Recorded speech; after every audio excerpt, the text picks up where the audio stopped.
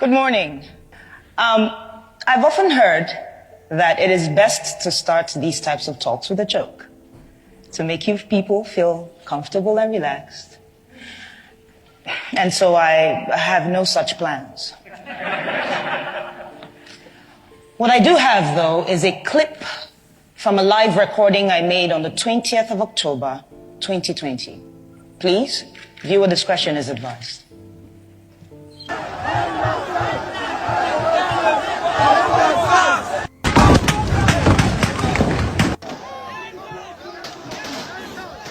They're shooting us! They shot two people! Oh my goodness! See somebody else. Everybody look at this. These are the bullets that were falling by our side, that were dodging bullets. My name is Obianuju Catherine Ude. Don't worry, you can call me DJ Switch. I'm from Enugu State, which is in the southeast region of Nigeria. For years, young Nigerians like myself with interesting hairstyles, ripped jeans, iPhones, nice cars, have been harassed, extorted, illegally detained, tortured, raped, and killed by the Nigerian police. Specifically, a unit of the Nigerian police called SARS. SARS stands for Special Anti-Robbery Squad, and trust me, they truly are a special bunch. A special breed of armed robbers in uniform. A special group and gang of rapists with a badge. A special crowd of murderers with a license to carry a gun. For as long as I can remember, we begged and petitioned the Nigerian government to put an end to this corrupt unit. And to their credit, they complied. Or at least it seemed like they complied. First, with the disbandment of SARS in 2016. Then again in 2017, 2018, 2019. I know it's an abusive relationship. 2020, and I know we all won't be forgetting 2020 in a hurry. As the coronavirus ravaged the globe, back home in Nigeria, we were more afraid of another type of virus, SARS. On the 3rd of October, a video surfaced online where SARS officers shot a young man and fled with his Lexus SUV. We were outraged. But this was followed by the gunning down of an up-and-coming Nigerian musician. I'm a musician. Could have been me. At this point, the hashtag #EndSARS was trending all over the world.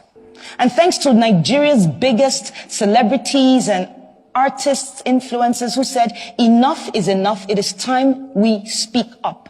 And so by the 8th of October, the streets of Nigeria were filled with young men and women protesting police brutality, and I was one of them.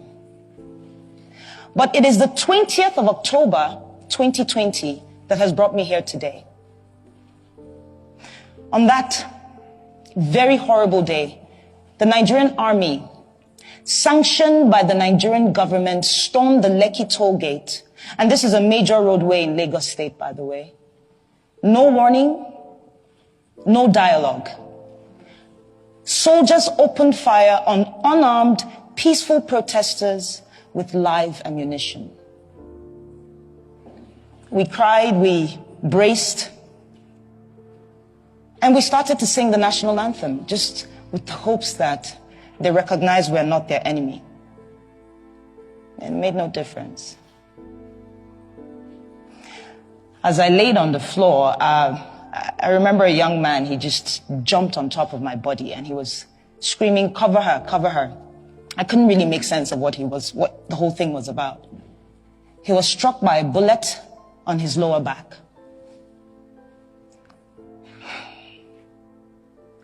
I genuinely believe he saved my life, and I don't even know who he is. I don't even know why I didn't run, to be honest. At that time, I thought it was the end. And so my instinct at the moment was show everybody what's going on. You know, you're going to die here today.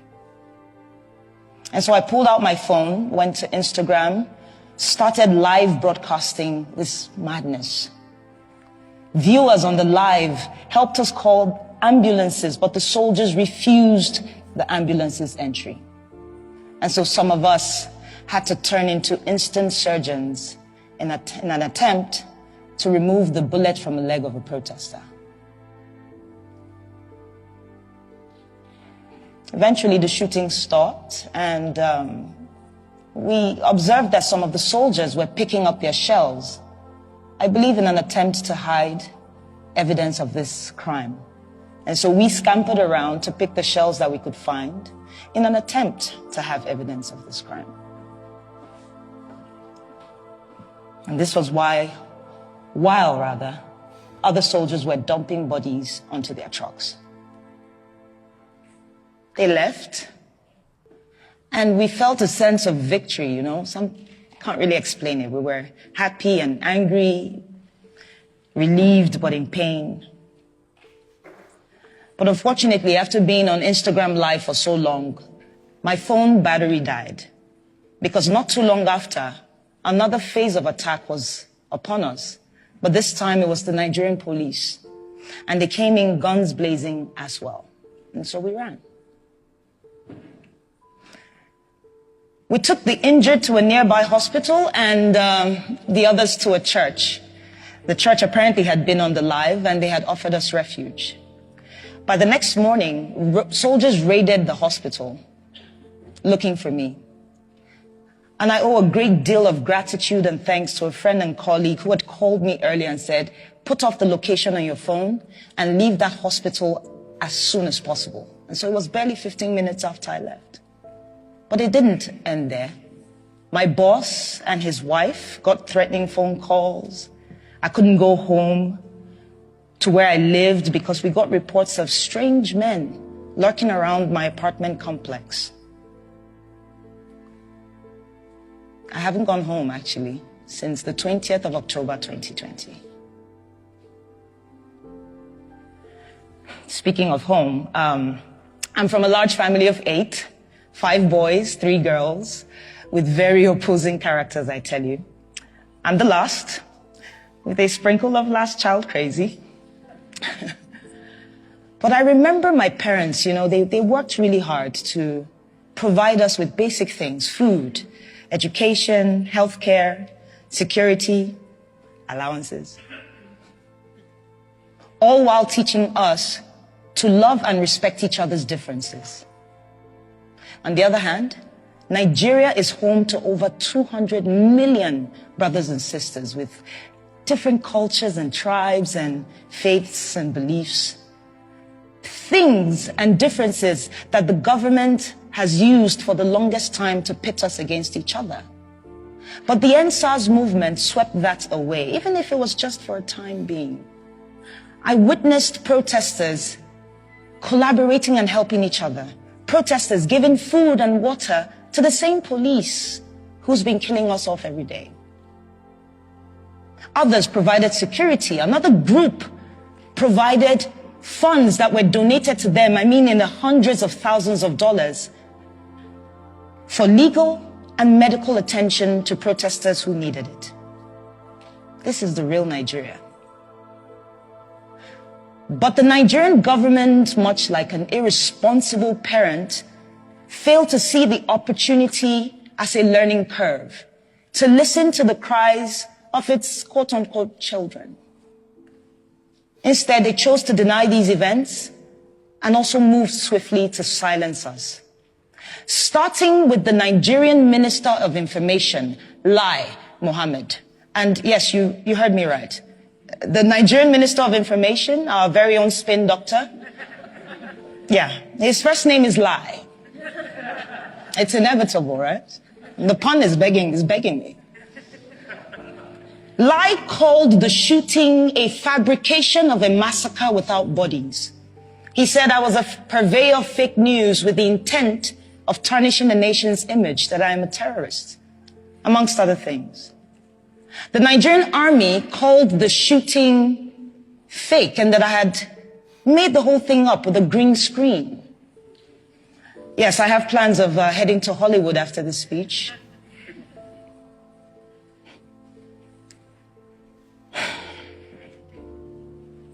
You know, 15 people died on the 20th of October, and not a single government official, police, or army personnel has been brought to book.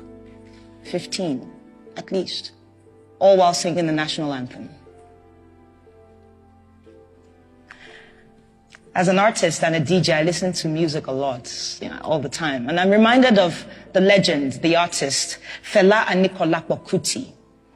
He was known for speaking truth to power with his art. And I'm reminded of his 1977 song titled Zombie.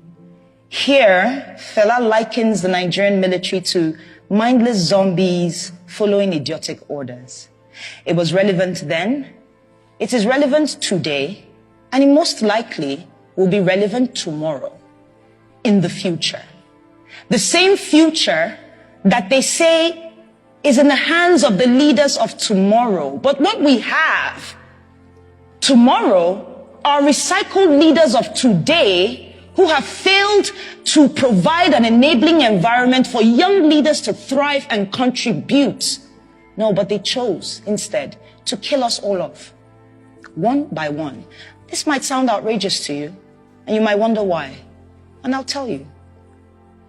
Our leaders are afraid.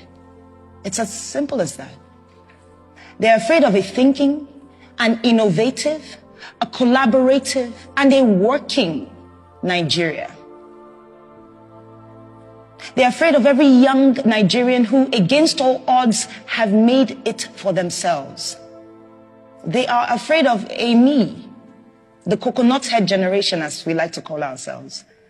We're hard-headed, we're not easily deceived by propaganda, and we stand up to our oppressors. And while we may not do this all the time because wahala no dey finish, as we like to say back home, I think there's a Nigerian in the crowd. Well, what it means, though, is that the problems never end. And while I understand that we have to take a break to put food on the table, to at least secure our mental health, know this. Corruption, tyranny, abuse of power do not go on a break. And so today I'm choosing to use my voice and my talent to push for the things that we ought to have. And I want to ask you all, these fine people, to please join me and support my vision for promoting democracy, human rights values, and equality through arts. Thank you so much for your time.